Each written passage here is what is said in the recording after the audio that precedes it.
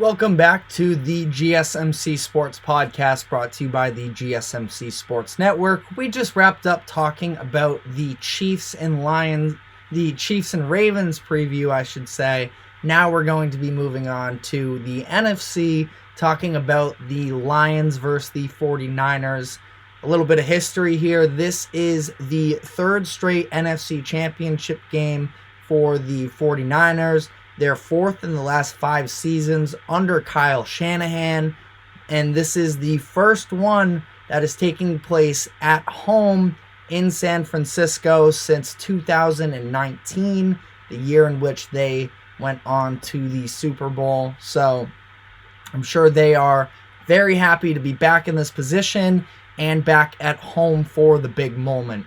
The Lions here, this is their first championship game appearance since 1991. So, they're going to be fired up. Dan Campbell, Jared Goff, they have the entire city behind their back rolling into this matchup. And sort of the key storylines going into this game is Brock Purdy sort of on trial almost, looking for his redemption after getting hurt early in their NFC Championship game last year against the Eagles. Was a little underwhelming last week against the Packers, but did have that comeback drive to win at the end of the game. And I'm sure that there's a certain level of he feels that he needs to... I'm sure he has the locker room, and that's really all that matters at the end of the day. But this is a guy that is still playing on a 7th-round rookie contract, making under $1 million a year. Very cheap for the quarterback position in the NFL, especially considering being in a conference championship position.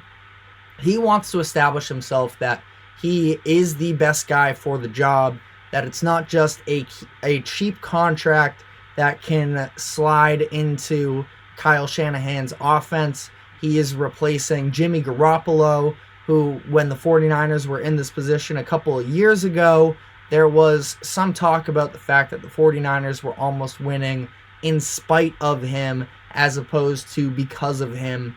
Purdy still has to, fair or not, continue to prove himself that he's capable of getting it done on the biggest stage. Some key injury situations here. First off, the 49ers are currently 7-point favorites against the Lions in this one. Moving on to injuries here. Deebo Samuel returned to practice on Thursday. He's been dealing with a shoulder injury that kept him out for the majority of the game last week in the divisional round. Nobody for the 49ers fully missed practice on Thursday. Did not participate. While on the other side, the Detroit Lions had 2 starting linemen that missed practice the past couple days. That is guard Jonah Jackson and center Frank Ragnow. Ragnow, especially in this situation, is such a key for them. He is a 3-time Pro Bowler, 2-time All-Pro. He was selected to both the Pro Bowl and the All-Pro team this season. He took a beating during that 49ers game, and yet despite being in clear pain, he was just a workhorse for them. They ran right behind him despite all the injuries for one of their touchdown runs. It is interesting to see the fact that if you go to the injury report for the Lions, he, at least as of yesterday, was listed as ankle, toe, knee, and back injury. That's a lot of things to overcome, and I don't doubt that he has a very strong chance of playing this game despite all of that, because I feel like he's going to will himself into this game to be there for his team.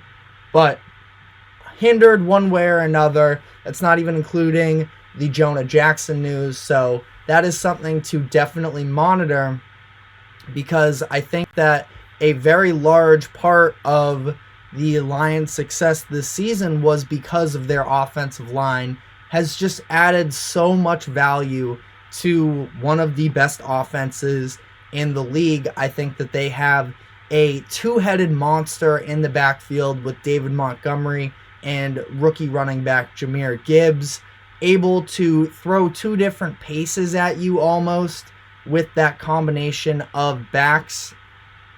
But obviously the run game gets hindered somewhat if these guys in Jackson and Ragnow are compromised. And then I think that the other part of it is, I think we all like Jared Goff. I feel like in general the perception is he's a nice redemption story after being a throwaway in the Matthew Stafford trade and just being disregarded, having the Rams win the Super Bowl the season after moving on from him. I think that it's obviously been a great story here for him in Detroit, for Detroit that in themselves is sort of the underdog franchise, the redemption story in their own right. But I think that he is very much benefited from having a good offensive line in front of him. I think the Lions have been just as good as anybody in that front five.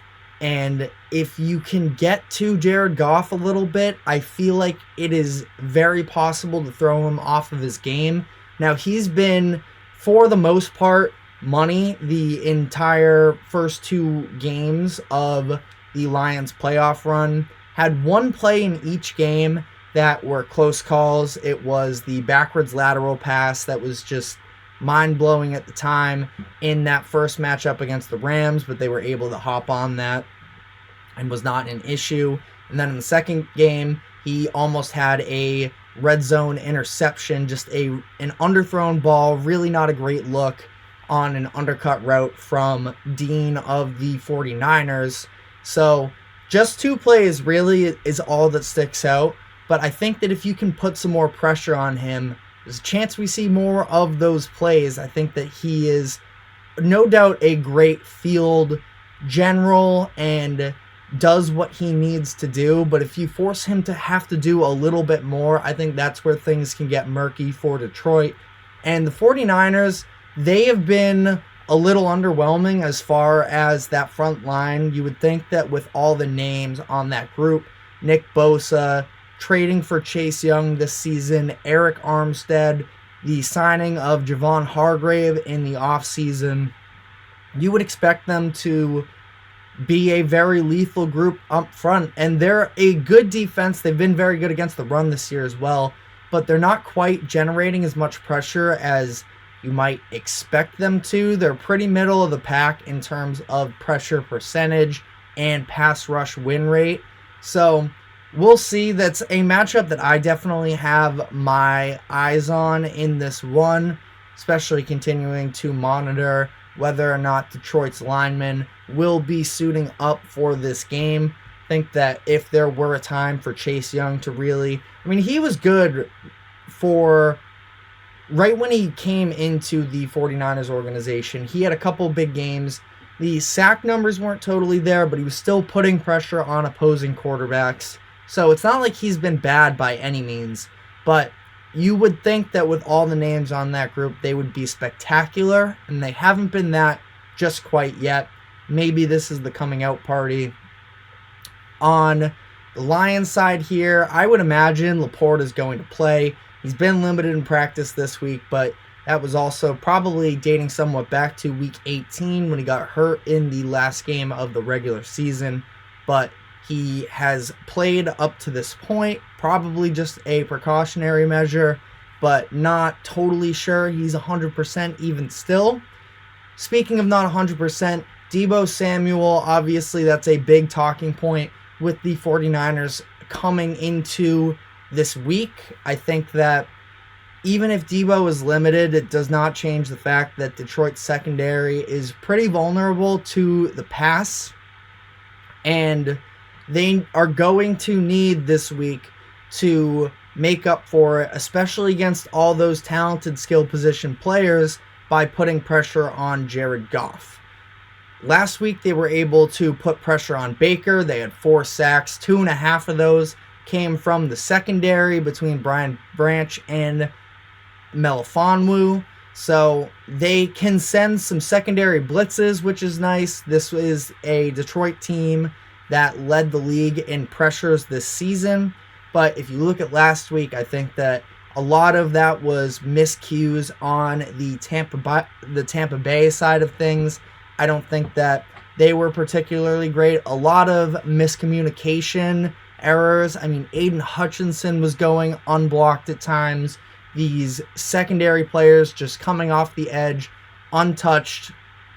I'm sure that all throughout this week, the 49ers have been looking at the film from last week and saying, we cannot let this happen. So Detroit is going to have to get that push up front, and they might have to get creative because they have already put on film these sort of design blitzes that they've been running, are going to need to probably add another layer to their pass rush game. I think that 49ers are a much better offensive line than Tampa Bay. So there's no really out scheming the likes of an Aiden Hutchinson. I think that it's not too complicated to say, hey, somebody should actually block him on this play. That should never happen where he's a free rusher on a pass play. But all in all here, I think that my pick would be the 49ers. I was really leaning towards the Lions immediately following the divisional round. But as the week has gone on, as we heard about the offensive line injuries, about Deebo Samuel being able to practice some, I just feel like a lot of people are down on the 49ers right now, which is fair. It was a very unimpressive win almost, where I think that I've come out and said on the show, I thought that they were actually outplayed for the majority of that game against the Packers last week.